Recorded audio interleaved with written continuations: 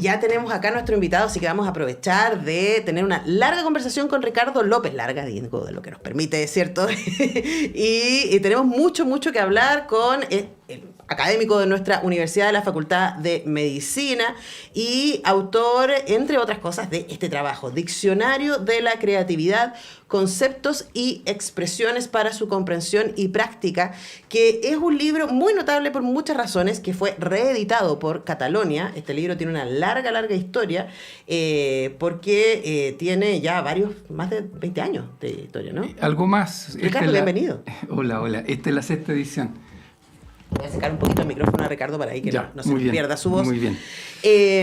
Bueno, leer este libro, claro, es encontrarse con un formato diccionario donde hay una cantidad notable de entradas. Y una de las cosas que a mí más me entusiasmó leyendo el Diccionario de la Creatividad es que las entradas son tremendamente diversas. Hay conceptos de la filosofía, hay conceptos que tienen que ver mucho más con, uno podría pensar, el mundo del marketing y el emprendimiento, etcétera. Hay experiencias artísticas que están aquí instaladas desde su vínculo con la creatividad. Hay emociones también, hay dioses griegos, hay un montón, hay personajes que están aquí cruzando este diccionario de la creatividad. Entonces, primero, Ricardo, preguntarte por qué escribir un libro sobre la creatividad en formato diccionario. Ya, muy bien. Gracias por la invitación. Conversemos. En efecto, este diccionario tiene una historia larga. Desde hace un tiempo largo ya también yo me interesé en el fenómeno de la creatividad. Esto es más o menos de la década del 80, del siglo pasado. Y a poco andar surgió la necesidad de disponer de una especie de glosario. Todas las áreas temáticas comienzan a desarrollar a partir de un momento un lenguaje propio, conceptos propios, distinciones que son distintivas, propias de ese quehacer.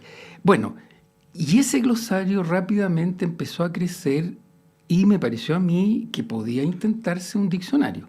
En efecto, así lo hice. Hubo una primera edición, finalmente una siguiente, esta es la 6ª.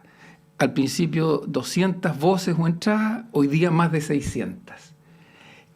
Y, como tú lo dijiste antes de ir al aire, este es un diccionario en donde cohabitan muchos mundos distintos. Uh-huh.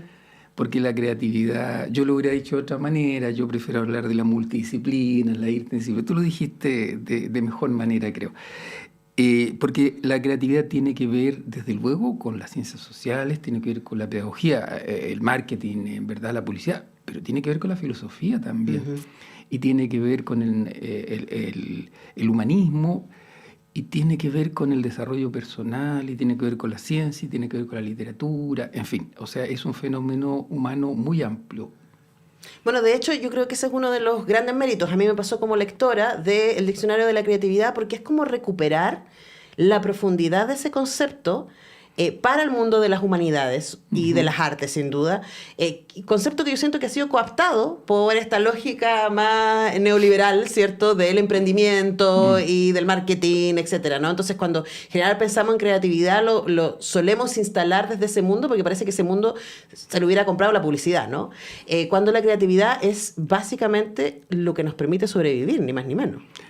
Eso es así, como tú lo dices. La creatividad existió siempre. Mira, a ver, hace 200.000 años, cuando a alguien se le ocurrió ponerle un mango a una piedra y hacer el primer martillo, ese fue un acto creativo fundamental para la época y en ese momento, ¿verdad? De ahí en adelante ha habido creatividad de todo tipo, ¿verdad? En todas las áreas que ya se han mencionado y muchas otras.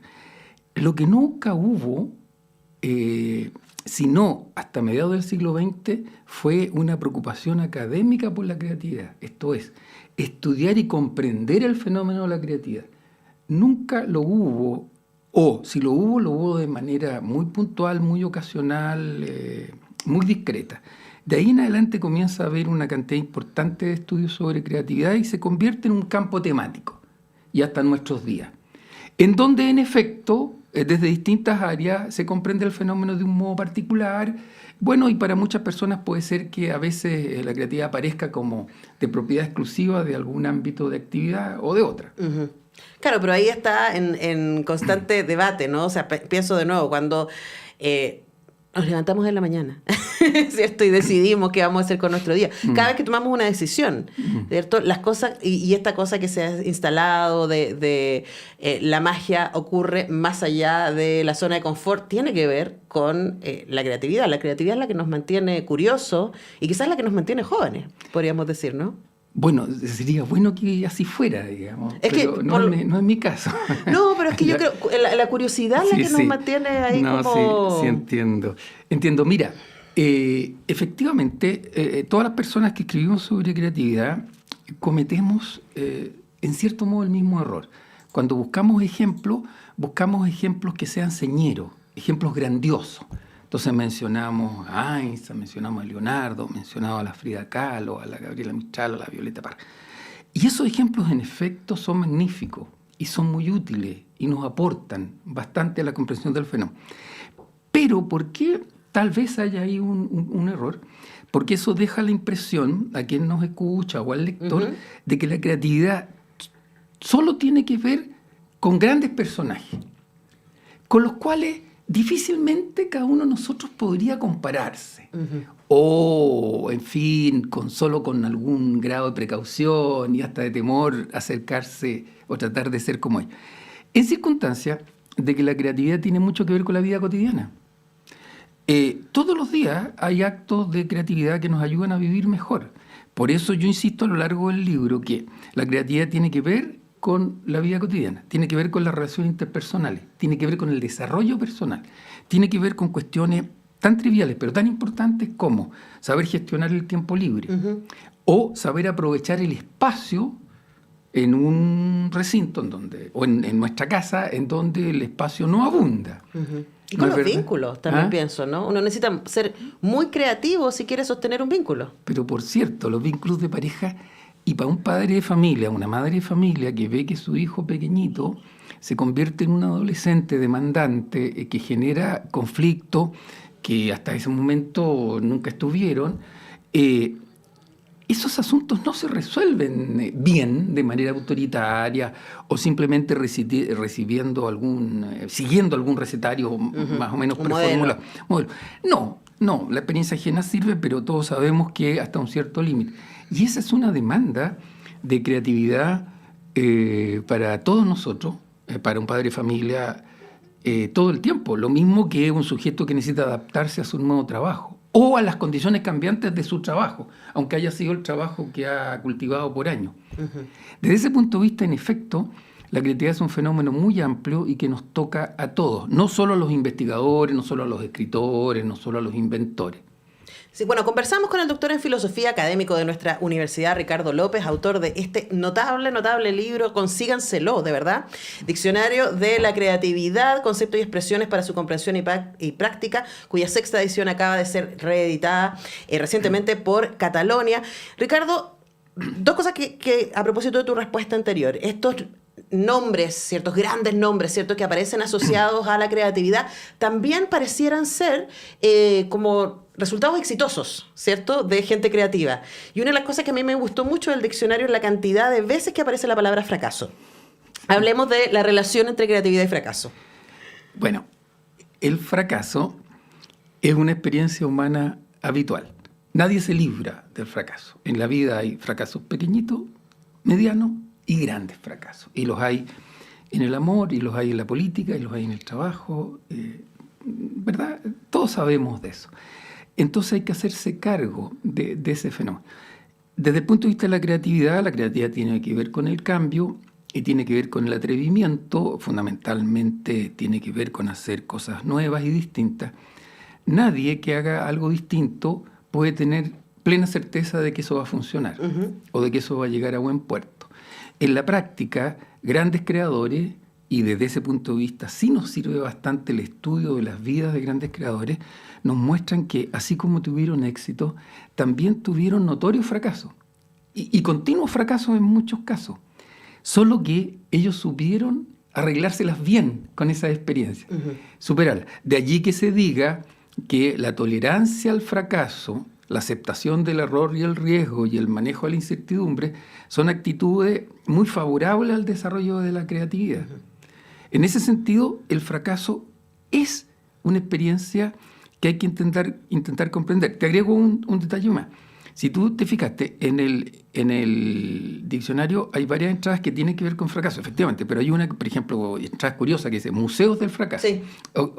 Y hay otra que o la dice... Academia del Fracaso. O la Academia del Fracaso, y otra que dice El Salón de los No Tan Buenos. Uh-huh. ¿Por qué razón?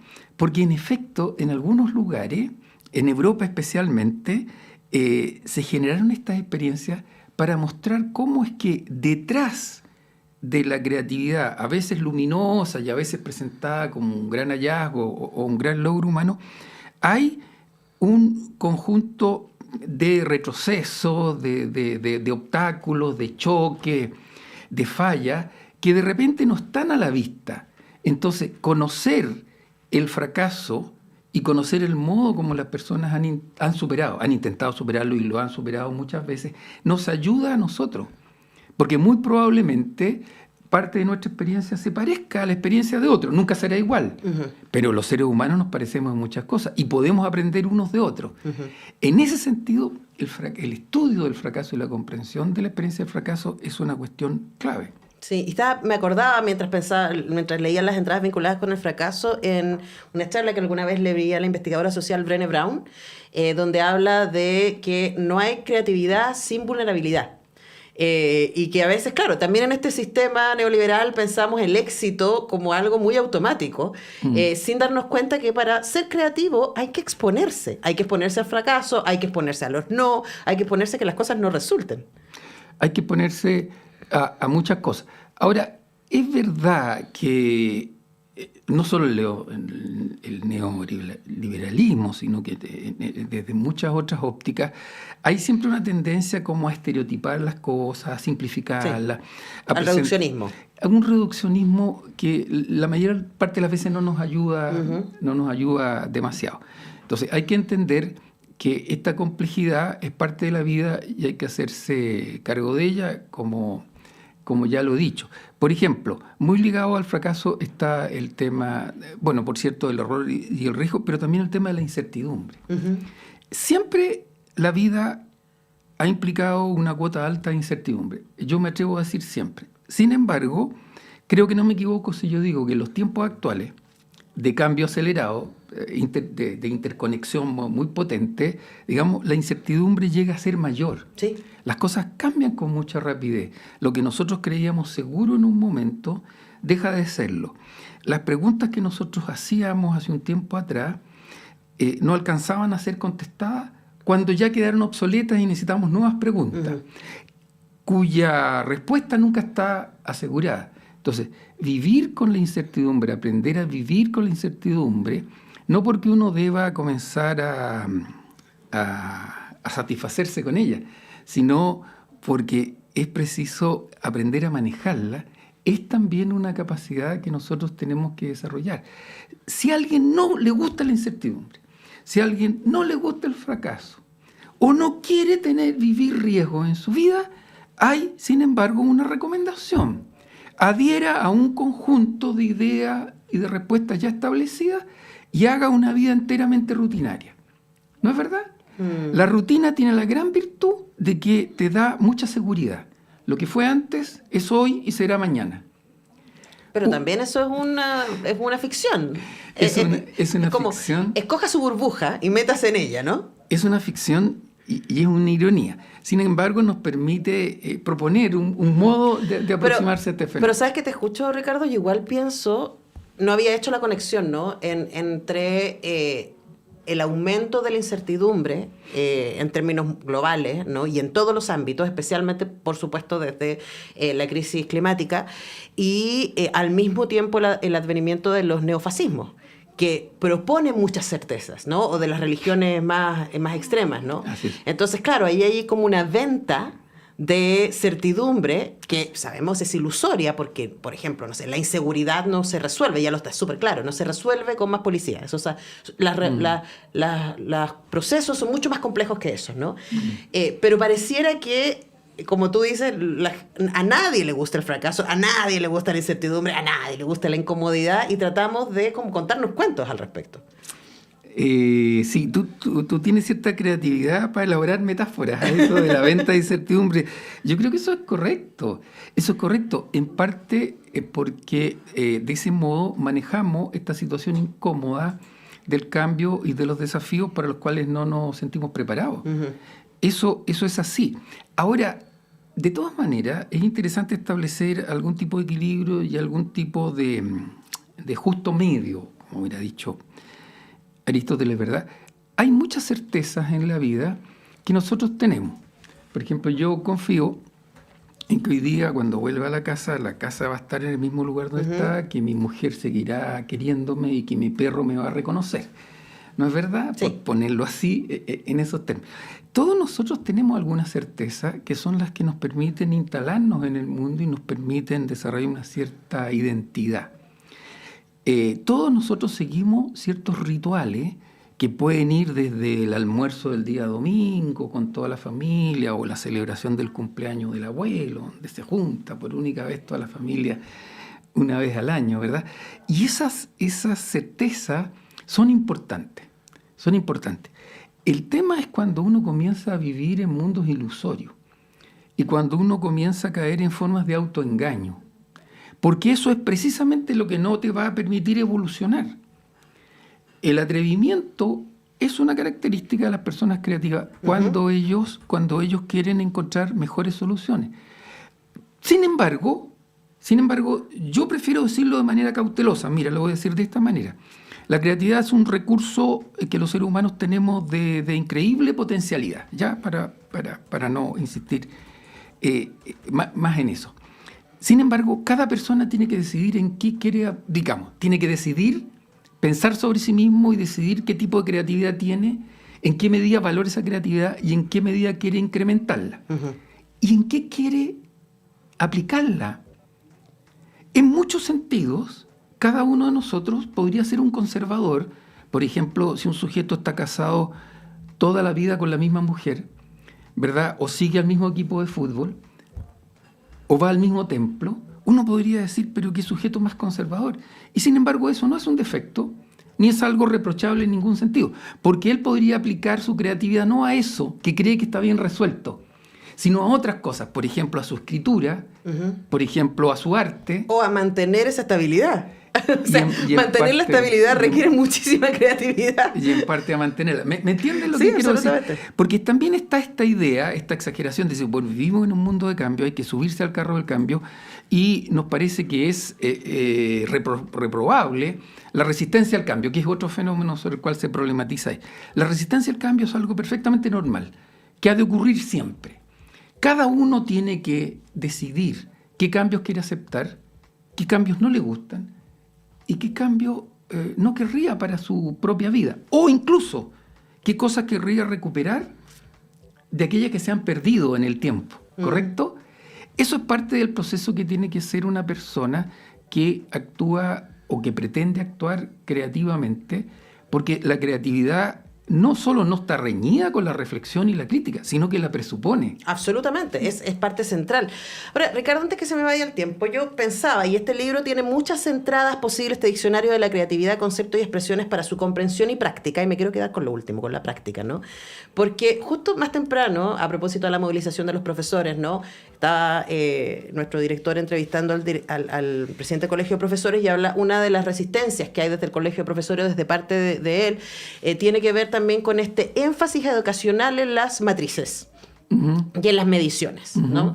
Y de verdad, yo me pregunto en serio, ¿qué tan útil, y aquí desde la filosofía para complicarnos la existencia, ¿no? ¿Qué tan útil es el CIMSS en matemática y literatura en un mundo en llamas? Sí, sí. ¿Por qué y cómo? O sea, ¿por qué no estamos enseñándoles a nuestros niños? ¿Por qué no los estamos entrenando en creatividad cuando sabemos que se van a enfrentar a un mundo que no es nuestro mundo? O sea, no sé cómo va a ser el mundo de mis sobrinas cuando tengan mi edad. O sea, no tengo idea cómo va a ser el mundo en 40 años. Entonces, probablemente una habilidad fundamental que van a necesitamos nosotros, sin duda, cualquier persona, pero especialmente las nuevas generaciones, son estar entrenados y entrenadas en creatividad. ¿Cómo se hace eso? Bueno, lo último es la parte más difícil, sí. Digamos, pero en términos de un planteamiento, yo también coincido contigo en eso.